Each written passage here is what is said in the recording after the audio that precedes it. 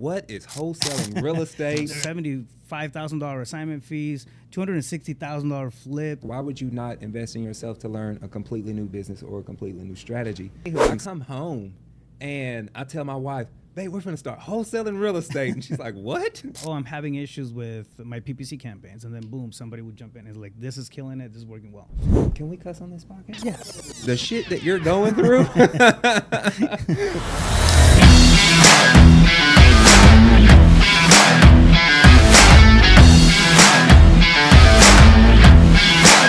Fam, what's up? Welcome back to the CEO Pulse Podcast, where you get the real, the raw, and the mind of entrepreneurship. I'm sitting down with a dear friend of mine, Clifford Walker. He's out of Texas. He started in the real estate space 5 years ago.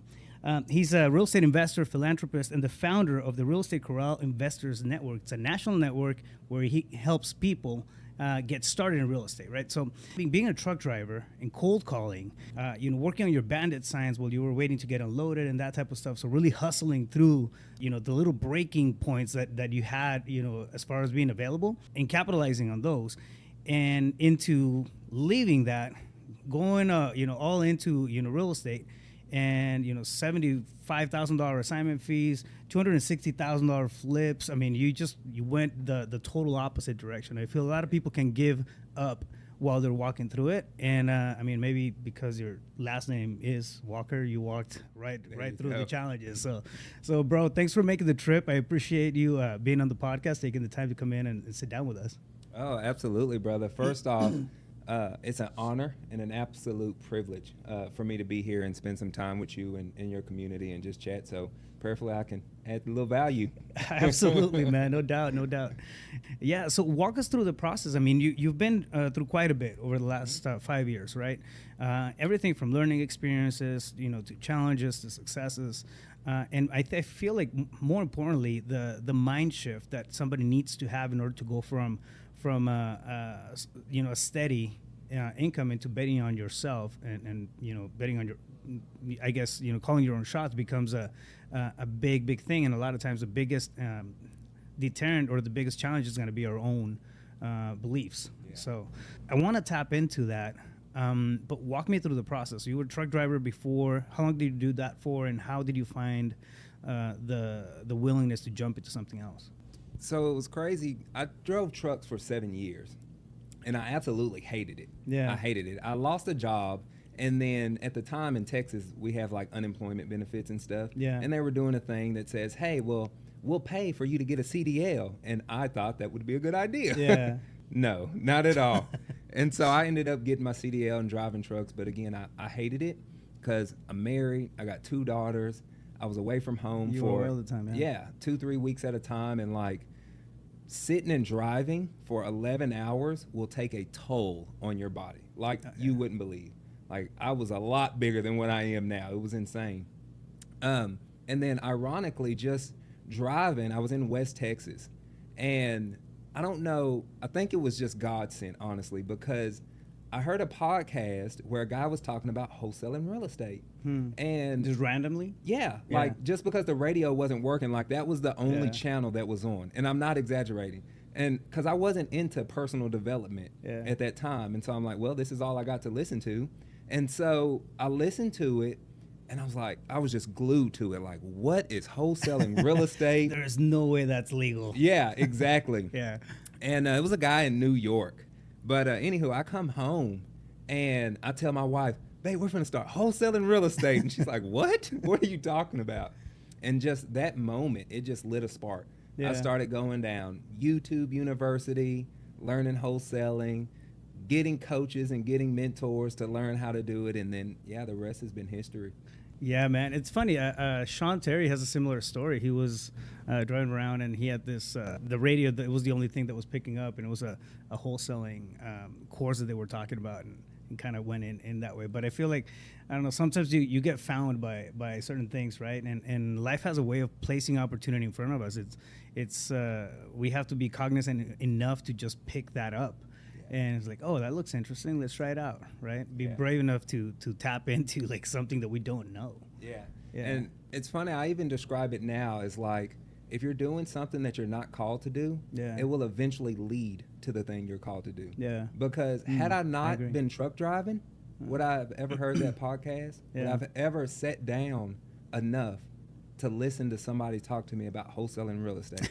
Something completely random, right? Yeah. Like, I'm a spiritual man and I'm a man of faith, so that was nothing but God sent for me. Yeah. Like, to be able to sit down and God put me in that spot, that time, and that season in my life. Well, he speaks to us in mysterious ways, man. That's, I mean, that is a fact. Yeah, in my book. Yeah, in my book. So that's awesome. I mean, now you went into this space. I mean, you obviously created change in your life, and started developing. I like the fact. I mean, that your tenacity when it came to reaching out to sellers and finding gaps in time where you could capitalize. It tells me you had no excuses. You had the whole quitting thing wasn't an option once you made up your mind. Yeah. Right. Walk me through what that looks like. Right. Like you have a steady income on the job that you're doing. You're just not completely fulfilled at the time. But how do you decide to leave something that gives you financial security and I say quote unquote, right, because it's like we don't know if that company's gonna go under, and I feel like the best bet we can make is in ourselves. So anytime I think about having a job and then financially secured, like you just don't know what's going on in the back end of that company. But anyway, tangent. But wrapping your head around the idea that, man, now I got to do this. I got to dig deep into my own skills, refine my conversations with people. If I don't like rejection, going into this space where people just don't like me right out of the gate. Mm-hmm. How did you deal with that stuff, or were you just naturally at sales? No, I was definitely not natural at sales in any form or fashion. In fact, I was so introvert, like I was nervous. Yeah. 5 years ago, you couldn't get me here to do something like this. It was insane. And I'm not exaggerating. I would be so nervous going to networking events, my wife would have to pray with me to calm my nerves. Yeah. I was that shy of a guy and that introvert. But I had to start to change my mindset was number one. Like, I know this isn't what I was called to do, number one. Yeah. Like, I needed a massive mindset shift. And I know that every guru, every person talks a lot about mindset, but that's really where it's at. It really is. It starts there. And then I had to level up my skill set. Like, I had to get better at communicating and talking to sellers. And so there was a huge transition or massive learning curve just to have quality conversations there. But I also, to your question, and I hope I'm answering it, I also looked at it like I owe it to myself to give it everything I have because I can always go back to driving a truck. Yeah. Yeah. I mean, you can be making 10 million, but if you're not fulfilled, you're living a mediocre life because there's something there that you're I feel like setting aside, right? Yeah. Whether it's personal, mental peace, if it's relationships, if it's, love and belonging, there's a lot of areas to life, period, right? It's not just the financial. So I understand where you're coming from. I mean, I've said no to big opportunity as well because it doesn't line up with the type of life that I want to live, right? Yeah. At the end of the day, I want to make sure that I show up. I have my kids they're happy to see me. I'm not pissed off when I get home. Mm-hmm. There's ebbs and flows in the business and whatnot, but we deal with that kind of stuff, and we have the ability to pick our headaches. I feel, right? I've been in situations in the past where I put myself in under extreme pressure because of some type of goal, some type of whatever, and then I like, what am I doing all this for, right? Yeah. Like, am I working to live or am I living to work? It's a big, at least for me, it was a big epiphany. Yeah. Right. So no, I absolutely get what you're saying. And I mean, now you're a philanthropist, so you help out. What kind of causes are you leaning into, and what does that do for you at a personal level? So for me, the work that we do in philanthropy is major. I believe that God put me here to be of service to other people. I truly believe that is my calling. And so we have a nonprofit, Cowboys for the Community. And right now, every month, on the third Saturday of the month, we go out and we have a massive cookout for the homeless. Yeah. I say homeless, but really anybody that's hungry, because you don't have to be homeless to be hungry. And we go to the hood. Like, we go to the hood and we literally set up in a vacant lot and we start cooking. and the community just starts coming, and they Really? start lining up. And now we're feeding about 300 people a month. That's awesome. Yeah, it's nothing but God, and it's a blessing. And if you came to my house and ate, and we're eating prime rib, Yeah. that's what I feed my community. Yeah. Like, I would not feed anybody anything that I wouldn't feed myself or my family Yeah. or you, right? Like, there's no knock against Yeah. any organization, but we're not feeding bologna sandwiches and chips. Yeah. Like, if people are trying to get over addiction and they haven't eaten in a couple days, like, they need something to fuel the body. Yeah. To fuel the body. And so that's what we do. And we're just going to keep doing it and scaling it and see how far we Yeah. can take it. And hopefully, I want to get to a point to where maybe we're teaching financial literacy, because also I don't want to just feed them. I want to Yeah. put them in a position to where they don't need us to feed them. Empower. Yeah, Empowerment. Yeah. Exactly. So No, that's huge, man. Taking the time to do, something like that is I mean, that's it. Just in itself, it's a big thing. So big props on that, man. Thank you. I feel like it can be easily ignored, right? When things are going south, and I'll speak for myself on this as well. That's when most remember to pray. Most remember to contribute. Once I have this, I'm going to contribute and get, do this and that. And then it's easy to forget when things are going well and you don't have the headaches and the pressures and but to stick, through it and actually contribute from the heart. I mean, I think that's really what matters, right? It's not I don't know. I feel like sometimes I've seen it be used as a bargaining chip for, if I do good here and whatnot, I'm gonna give back and contribute here and there. But it's not, when you stick with it for a long time and you actually take it from the heart and you're making an impact in people's life, you never know where that ripple effect is gonna end up. Exactly. Right. So somebody's gonna think about that, 2-3 years from now when they're in a better space, and it's like, man, when I needed, this moment of peace, of this moment of just this smile, that day, and I was feeling, empty and hungry. This person helped me out. I don't even remember what their name was, but they were there. Like, I can be that person for somebody else. Exactly. So that's a beautiful thing to do, man. And that's kind of what it's about, being that light for somebody else. Yeah. Like, there's been several times where people come crying, like, thank you for feeding us a meal. Yeah. Right? And you never know what that meal can become. It could be just enough nourishment to get them to the doctor, or to get there to that job appointment, or to give them hope, to change their life. And we never know what they'll become. Yeah. Right? And so, no, I love to do it, and it's fun. It's genuinely fun. And actually, I'll tell everybody, you mentioned going through stuff when things get hard. If you feel helpless, become helpful. Yeah. Become helpful. Go and volunteer at a children's hospital. Go and volunteer at a soup kitchen or at an elderly folks' home, right? You're going to become helpful, and you're going to get out of your own head and realize that can we cuss on this podcast? Yes. The shit that you're going through, is minimal.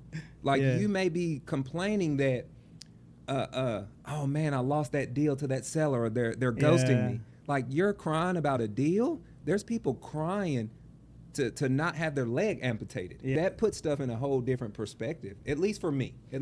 No, I think you're right about it. About that. Like, if we always stay in this one little bubble. Listen, man, our own head can become dark at times. Yeah. And it can be very dangerous if you don't step out of that bubble, right? If it's just you talking to yourself, you don't have any context. And your context at that point in time, your thoughts are negative thoughts, they're detrimental, they're failure thoughts, they're less than thoughts or whatnot. That's gonna feed itself, and then it's just gonna get messier, right? What happens? You have to get out of that environment, just like anything else. If you're in a bad environment, probably bad stuff is going to be happening around you, right? So you have to get yourself out of that environment. Our mindsets are not any different. We have to get ourselves out of our own conversations when they're going down that way. There's helplessness, there's hopelessness, there's you name it, right? But putting ourselves in a space where we can make a difference is really key. I learned that early on, man, at the fire department. is I would complain about like stupid little things, like total bullshit, type of stuff. Yeah. Like, I got to work 10 hours instead of 8. And I'd be genuinely pissed. Like, that will ruin my afternoon.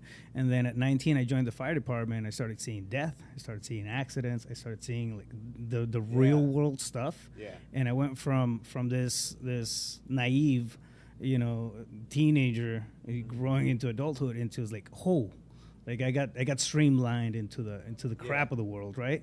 And because you're front seat, you're seeing a lot of the bad things that happen. It's like, man, those are real issues, and it just totally changed the context.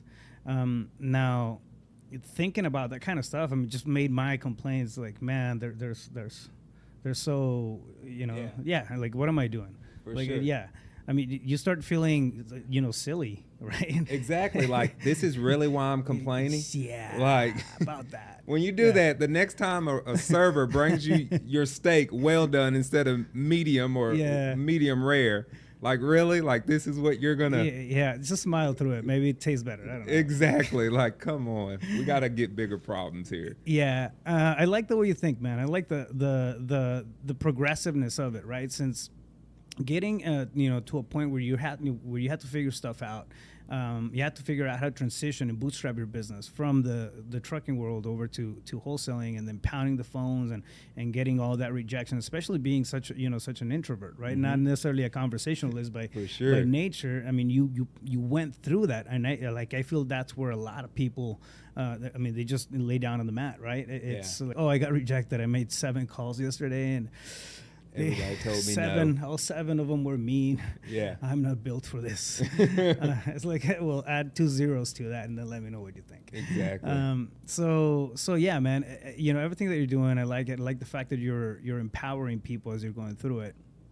You wrote a book about your journey. You just gave me a copy of it as well. So thank you for that. Yeah. Talk to me about that. Roadmap to Success. It's a quick read, and it's meant to be. It's just to the nuts and bolts of things that helped me get going in this. And it was so funny. One night on my patio, I was sitting and just having some bourbon. That's kind of my little nightcap thing. Yeah. And I'm just praying and meditating and just reflecting. And I'm like, of just the growth that I've had over the last several years. And I was like, I should put this in the book. Yeah. And literally, I went and grabbed my computer and I started just chatting away. My wife didn't even know I was doing it. Until one day, I just come in the house. I'm like, hey, babe, I wrote a book. She's like, what? I'm like, yeah, I wrote a book here. And she's a journalist and she's a writer. Yeah. And she read it. She's like, wow, you actually wrote a book. Actually wrote a book. I mean, there was tons and tons of errors. Like, editing needed to be done. But no, it was a blessing. And it hit Amazon bestseller, Amazon #1 new release. And so, no, I'm definitely pleased about that. Yeah, that's awesome, man. Yeah. Good stuff. Talk to me about like your actual journey. I mean, going into it, obviously mindset has been a big thing. I mean, you've been able to grow through the struggles and make an impact in other people's life, which I feel like that turns into the fuel that keeps pushing us forward, right? Mm-hmm. But at this point, I mean, you've had assignment fees of $74,000. I think you mentioned was one of your best deals, and then flips that are in the $250,000 range. How does that happen? How do you go from listen, I'm going to make cold calls while my truck gets unloaded, to having this type of performance out there? I think for me, it was always with a growth mindset to, I want to get better, I need to get better. So it was funny because when I first started and I was making those cold calls, like I would literally be sitting and driving and calling all day. Mm-hmm. But looking back, I was never calling to actually get my first deal. I was calling to get better at talking to sellers so I could get my first deal. Like it was just a weird mindset I was having. Yeah. I was like, I know I'm shy. I know I'm an introvert. So I would Google maybe like I study a lot of Chris Voss and his negotiating skills, if you've ever heard of him. Yeah. But I would watch one of his YouTube videos, and then I would say, okay, this is what I'm going to practice all day. Yeah. Right. And then every day before I started, I would watch one of his training videos, or I would read a book. And that was my mindset going into it, not to actually get the deal. So many people see the checks and that's what they're focusing on. Yeah. But I was focusing on the conversation, and I was like, let me get better so I can start getting the checks. Yeah. And then just hindsight, the checks just kind of started to come. But it was never my intent. Learning and earning, I think. Yeah. I love that, learning and earning. That's one of the things that I like the most about cold calling as a form of marketing. So if you have a budget, you come in, you have $30,000 in the bank or whatever. I've seen people try, like, I'm going to put $30,000 into PPC, PPL, whatever, right? And I'll stop them on their tracks. No, you coming cold turkey into this world where you need to negotiate. You need to have those conversations. You'll blow that money so fast. I'll just hire somebody else to come in and do it for me. Like, it doesn't work that way. No. They're not going to treat the leads, the same way that you are, at least at the beginning, until you grow them, right? Yeah. Within your team, they have, a certain buy-in into your vision and all that stuff. So it's not, this is not one of those things that I feel like you can turn it on and then just start making burgers, right? Yeah. There's soft skills involved in every step of the way that you have to just have dialed in. And the only way you get there is through putting in the reps. Yeah. Putting in the reps. When you start cold calling, it was like, yeah, man, your first 1,000 conversations are so rough. Agreed. They're awful. Like, I put my boot in my mouth so many times, I can still taste the leather. Like, it's insane. But, and here's another thing I would tell myself. So, my motto for not just my personal life, but my business is we're building generational wealth by serving other people. But I would tell myself anytime a customer or a homeowner cussed me out, I would say, well, I guess that's the family I'm not supposed to serve today. Yeah. So that kind of kept me going and kept me engaged too. Yeah. So every time I got cussed out, I'm like, well, I guess that. I'm not supposed to serve them today. Right? Yeah, I'll call them tomorrow. Yeah, maybe tomorrow they're gonna be in a better mood. Exactly. And the thing is, like, people lash off, right?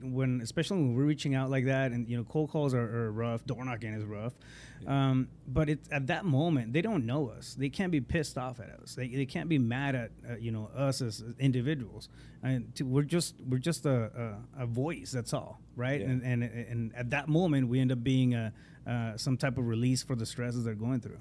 And that's how I see it, right? I process it. So I never really took it personal. Like when people would would go to town on just being assholes. Yeah. I was like, just shake it off. Next call. Yeah. And then you would have a great, pleasant conversation, and then you would get a deal done afterwards. So yeah. So people take it too personal. Yeah, I think so, man. Yeah. Ego is one of those things that will just bury you through the process if you don't tame it while you're going through it.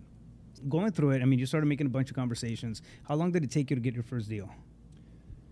It was weird because I tried it for like 6 months on my own, and I didn't really get anywhere. And then I got connected to a coach, and he kind of gave me a blueprint, and that really helped. And then when I had that... It's weird how that works. And then I remember that's how the cowboy closer came up. Was my wife was like, well, I guess you're just the cowboy closer.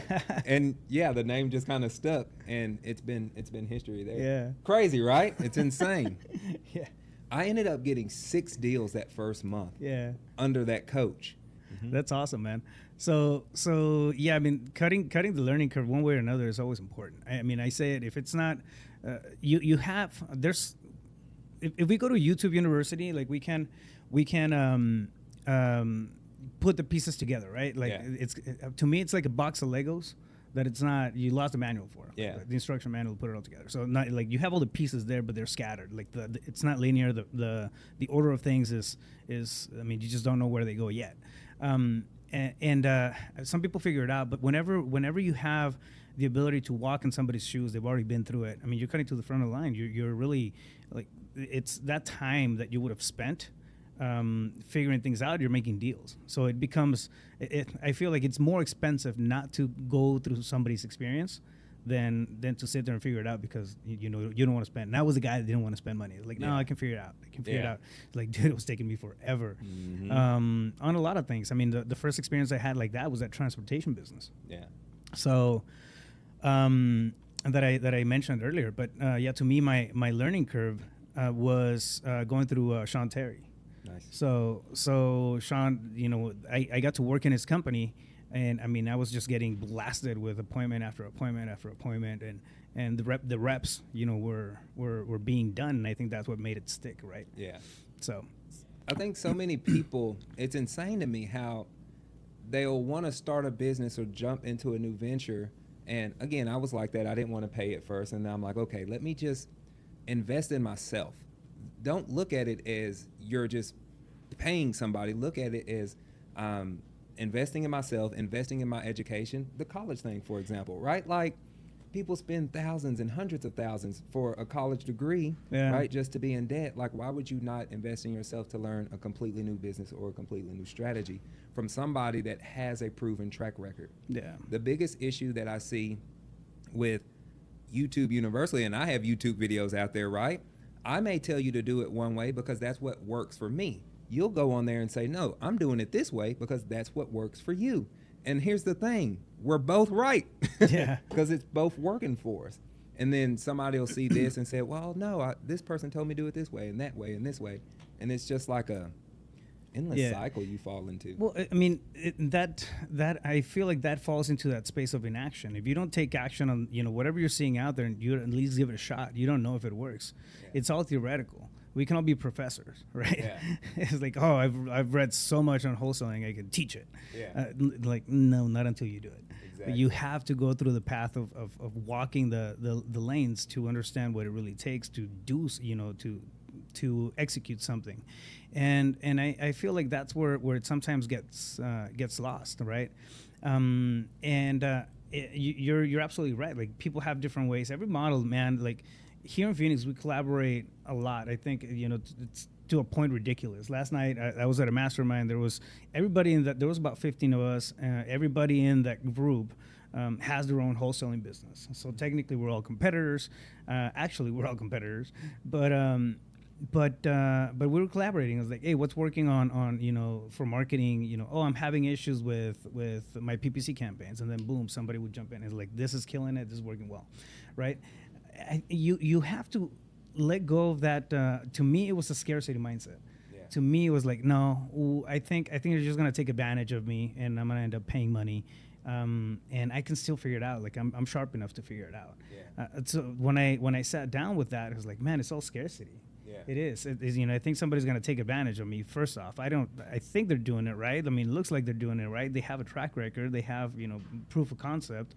That's what I'm looking for. Yet I'm still doubting. Yeah. I was like, so I had to change my entire paradigm on what helps me grow.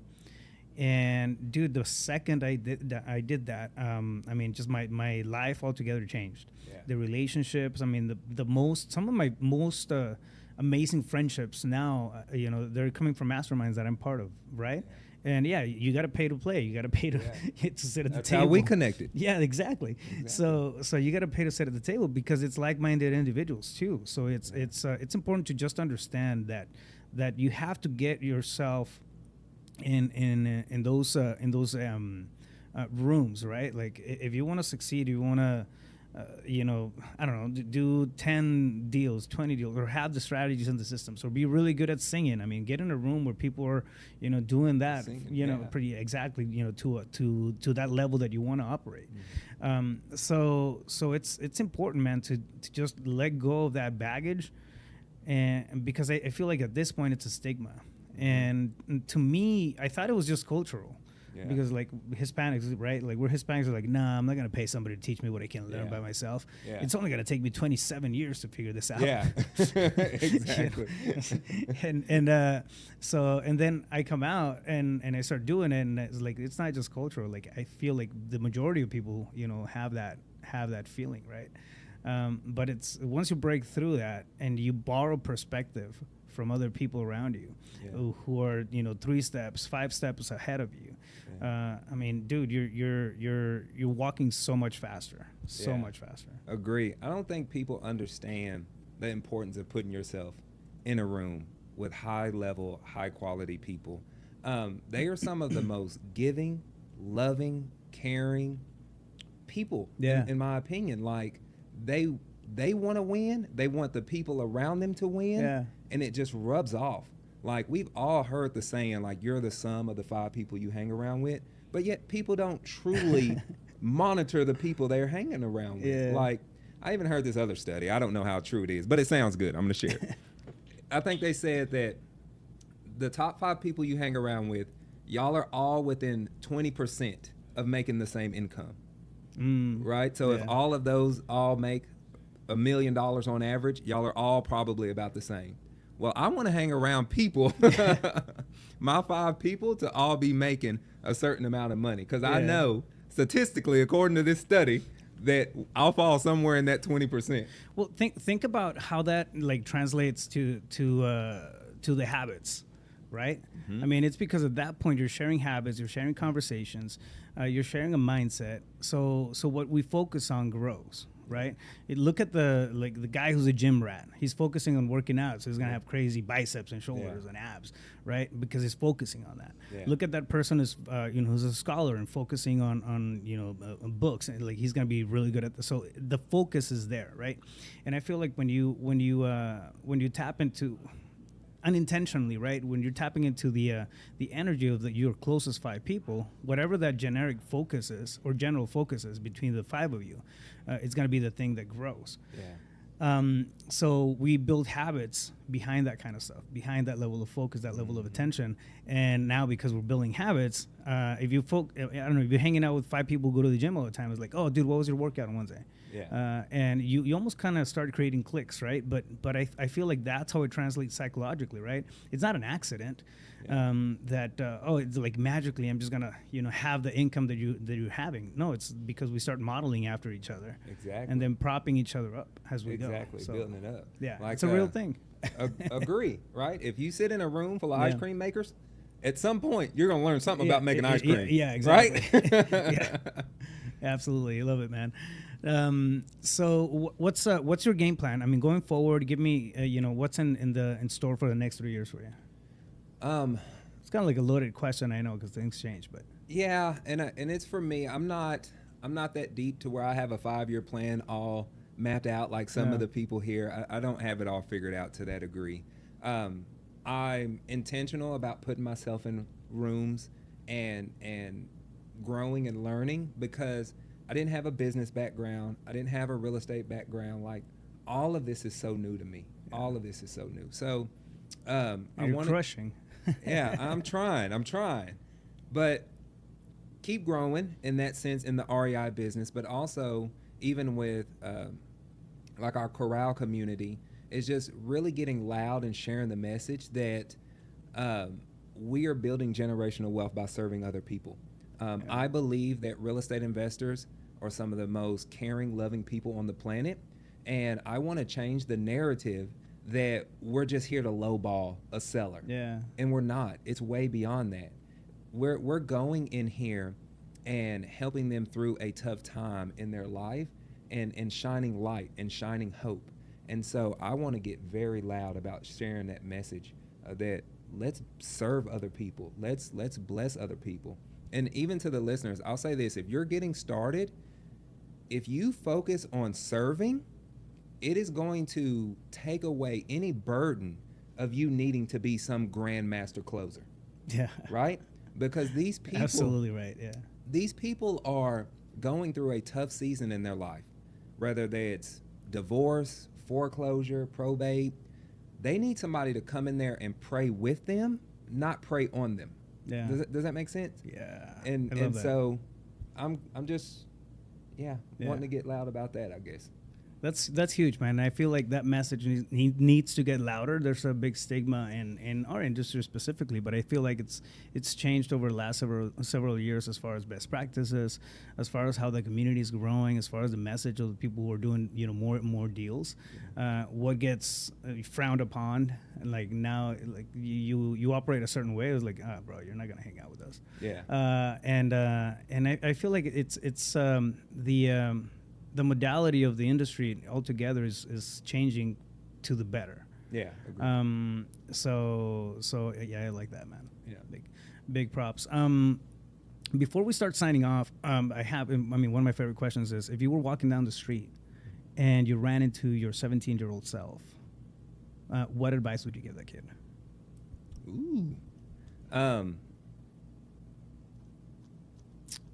17-year-old self. Get in shape. Yeah, get in shape. I know that's kind of weird and kind of random. Like, I've struggled with my weight a lot. I used to be over 450 pounds. Holy shit. Yeah. And it took me a while to get it. I mean, it's been a journey, but since I've been in better shape, and I'm still working on it. You look great, man. Like, Thank you.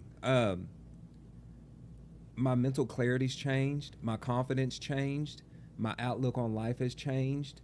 My relationships have changed. Just by me getting in better shape. And I know that, I don't know why that is. I don't. But it has changed my life. It really has, in a powerful way. And so I would even encourage everybody, like, take care of yourself. Hell yeah. Like, it is selfish. Like, you have 3 kids. You have a wife. They deserve the absolute best version of you. 1,000%. How dare you be so selfish to not take care of your health, to provide for them kids, to provide for your wife, to show up 1,000%. And that's what I wasn't doing at that age. I was selfish. I wasn't showing up the best version of me that my community needs, that your listeners need. So I'm sure that was kind of different, but but it's a big message. Yeah. It's a big message. I mean, we talk about fitness here, all the time because it's a thing. You see commonalities between the people who are doing well, right? And self-care is not an accident. Like, it's not a coincidence that the people who are doing the best out there, they have a high degree of self-care. It's a high priority. Not just because of the body and the fitness and the looks. It's a mindset thing. It's an energy thing. I feel like it's a self-love thing, and when you have that, you can, like, if you have love, you can give love to somebody else. You got to have self-love and self-respect, right? And taking care of ourselves is one of the fastest ways to get to that space of acceptance and love and care, because it comes from within. Now, doing that it creates self-empowerment. I mean, it has so many advantages that you can't list them, right? I feel, but I see your point. I know exactly what you're talking about. Yeah. So it's helped me for sure. Awesome. Cliff, man, thank you so much again for being on the podcast. It's been a great conversation. I love what you're doing. I love the fact that you're impacting and having ripple effects with your community. If somebody wants to get a hold of you, reach out, touch base, do deals with you, join your community as well. Like, where's the best place to find you? YouTube, Clifford the Cowboy Closer. I've been getting better at putting out content on there regularly. Instagram, Clifford at Cowboy Closer on all platforms. Awesome. And you're pretty active on social media, so definitely reach out to my boy. Follow him if you haven't followed him yet. I'll make sure to drop the links on the show notes. And once again, brother, thank you so much for being here. Thank you for having me. I'm gonna be popping this bottle of bourbon. Let's go. It's Friday, so it is Friday. Yeah, exactly. So thank you so much, man. Yes, sir. Blast having you on the pod. All right, fam. Until next time, catch you later. Stay focused. You got this.